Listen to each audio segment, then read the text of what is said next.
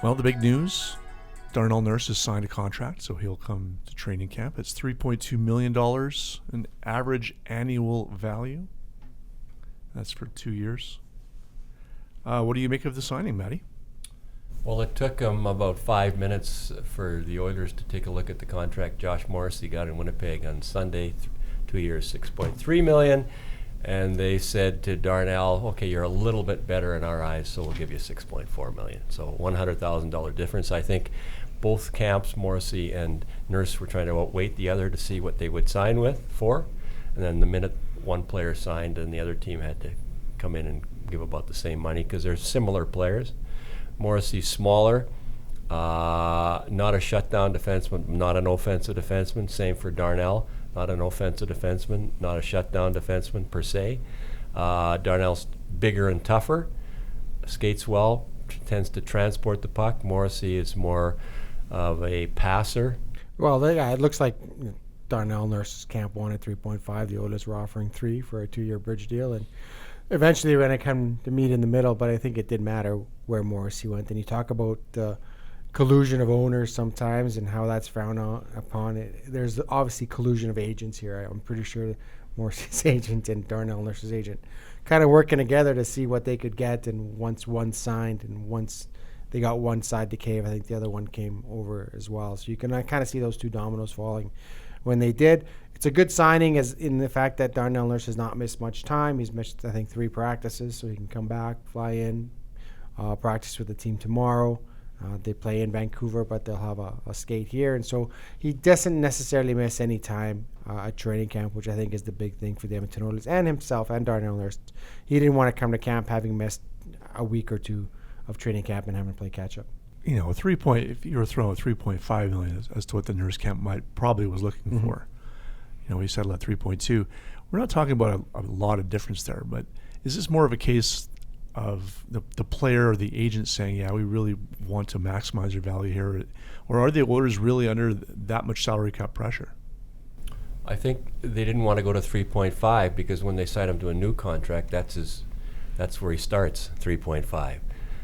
You know, and in a long-term deal, suddenly he's up into the 5-somethings. You know, if it's 3.2, okay, that's their starting point. I think they are under the gun to a degree.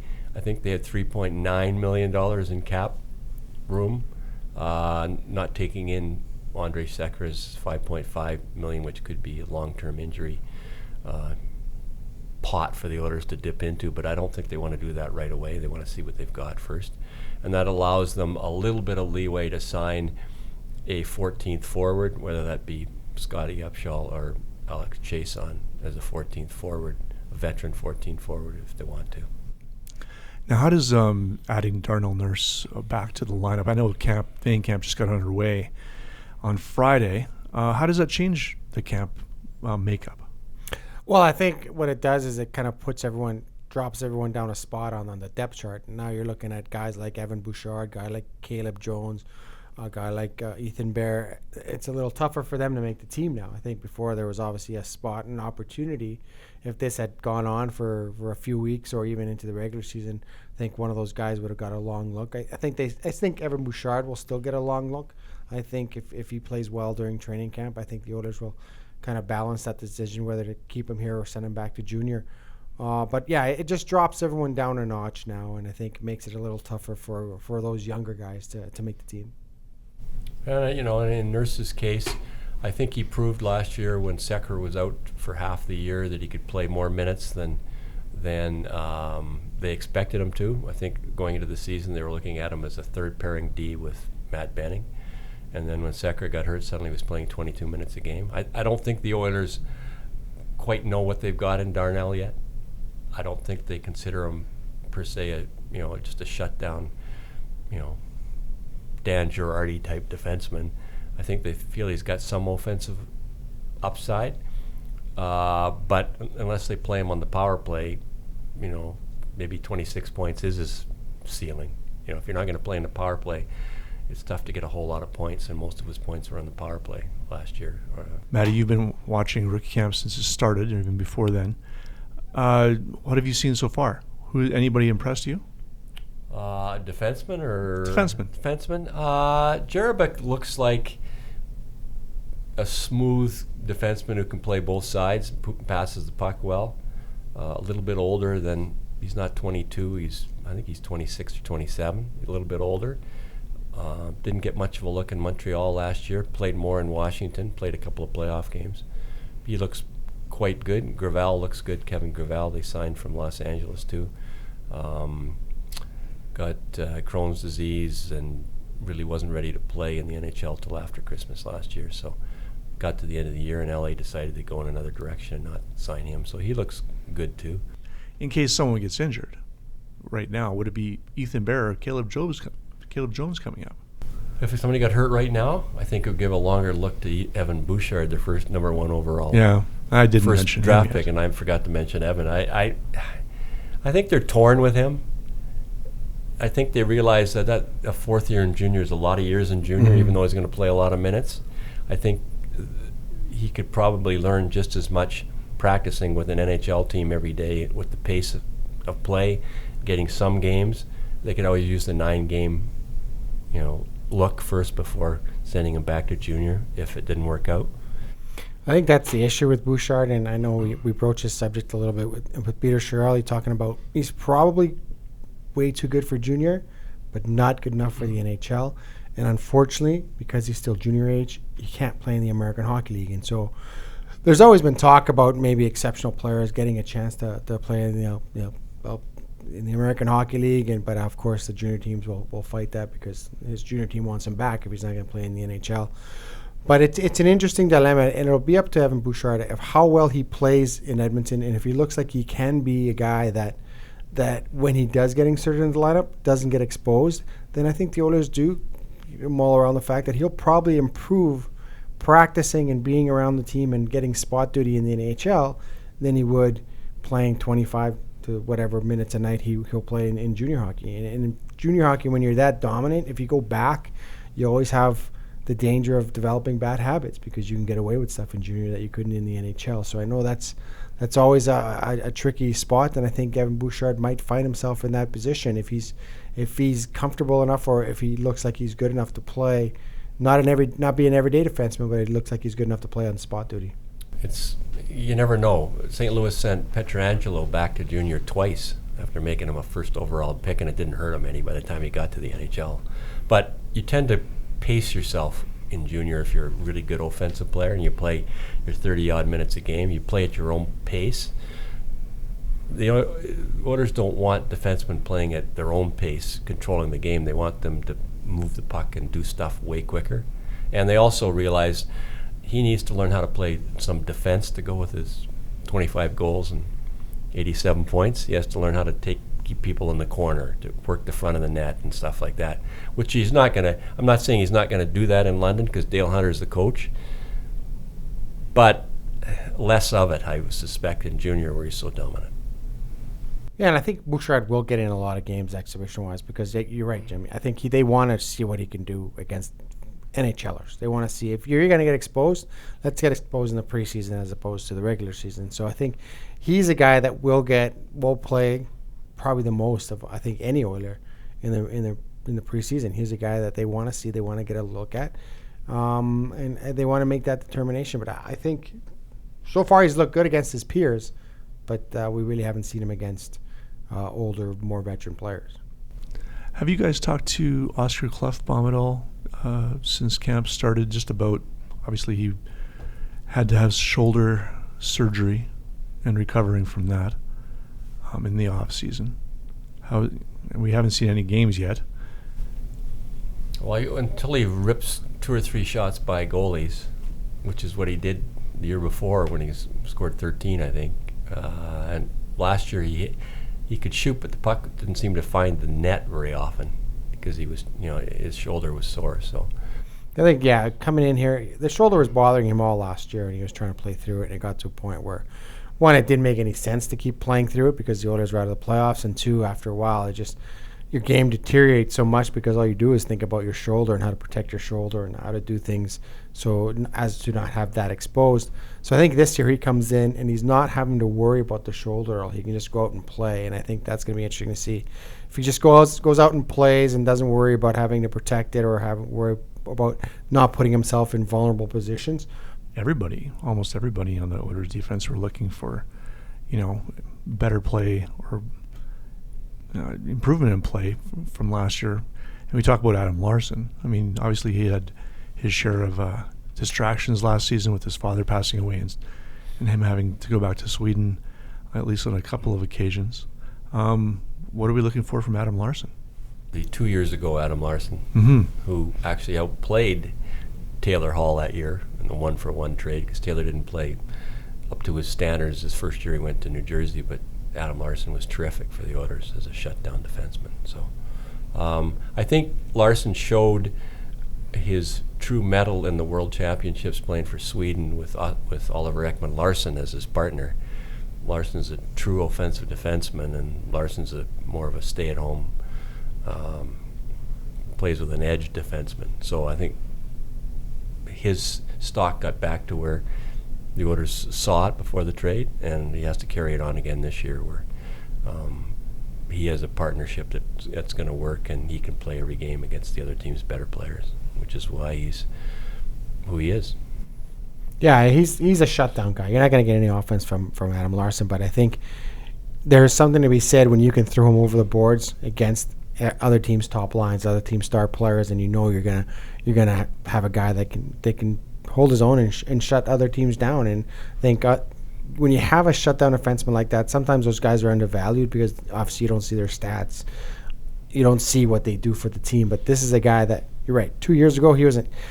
I think we were all impressed 2 years ago, not only by his ability to kind of play defensively, but I think we were all impressed by his toughness and meanness. And he had an edge to him that we didn't realize was there, and I don't even think the Oilers realized was there. Matt Benning's another guy. Yeah, he's everybody's looking to bounce back from last year in the lineup for the most part, particularly Benning.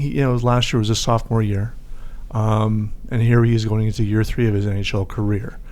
So, and what's Matt Benning working through? Yeah, this is a guy that he had a really good year, first year, and then I think expectations were pretty high on him last year, and he just didn't meet them. So I think the third year is always going to be interesting, whether or not he knows his way around the league now. He's a guy that you could call it the sophomore slump, but I think this is a guy that knows his way around the league. I think he was also kind of affected by the Sekera injury because he had moved up in the lineup and maybe he was playing a little higher than he should have been, and I think that really kind of exposed him. He was playing more minutes than he should have. He was playing against top 2 lines as opposed to maybe playing against the 3rd or 4th line, which he did the year before. So I think now he's going to be a little bigger. He's going to be a little stronger. He's going to be a little, obviously, more experienced. So I think now if you need to move him into that role where he has to shut down a top 2 guy or a first line guy, I think he can do it.